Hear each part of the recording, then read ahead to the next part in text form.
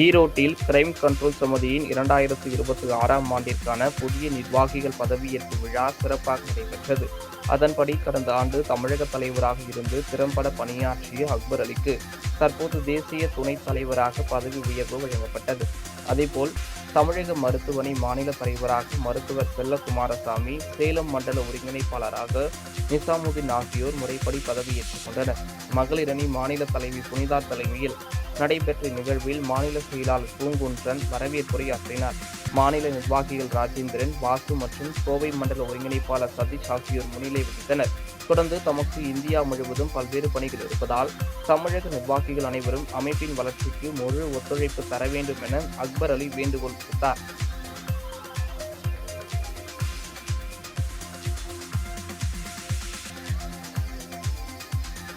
இப்போ பார்த்தீங்கன்னா பதவி உயர்வு பண்ணி என்னை தேசிய லெவலில் தேசிய துணைத் தலைவர் ஆக்கியிருக்காங்க கிரைம் கண்ட்ரோல் சமிதியில்.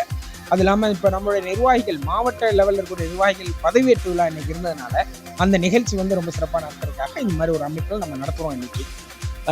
நம்மளுடைய நோக்கம் என்னன்னு கேட்டிங்கன்னா, இந்த கிரைம் கண்ட்ரோல் சமிதியை பொறுத்த வரைக்கும் அதில் என்ன உள்நோக்கம் இருக்குது அப்படின்னு அதோட நோக்கம் என்னன்னு பார்த்தீங்கன்னா, குற்ற கட்டுப்பாடு, குற்றம் செய்யாமல் இருக்கிறதுக்கான ஒரு கட்டுப்பாடு நம்ம ஏற்படுத்துகிறோம் மக்களிடையே.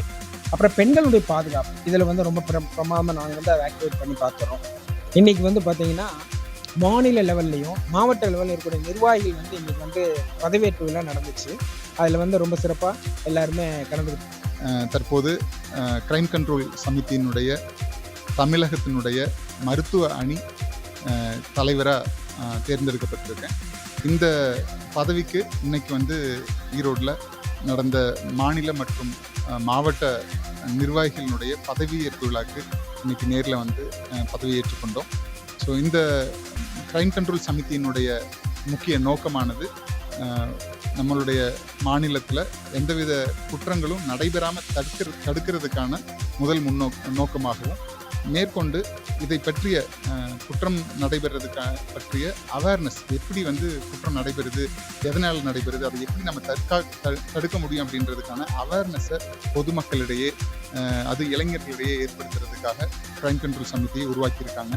அதில் எங்களுடைய பங்களிப்பு, ஒவ்வொரு நிர்வாகிகளுடைய பங்களிப்பும் மேற்கொண்டு சிறப்பாக இருக்கும் அப்படின்ற எண்ணத்தோட இந்த நிகழ்ச்சியில் நான் கலந்துக்கிட்டேன். வணக்கம், எனது பெயர் நிஜாம். இன்று நடந்த நிகழ்ச்சியில் தேசிய துணைத் தலைவர் ஐயா அக்பர் அலி அவர்கள் என்னை சேலம் ரீஜியல் கோஆர்டினேட்டராக என்னை நியமித்துள்ளார்.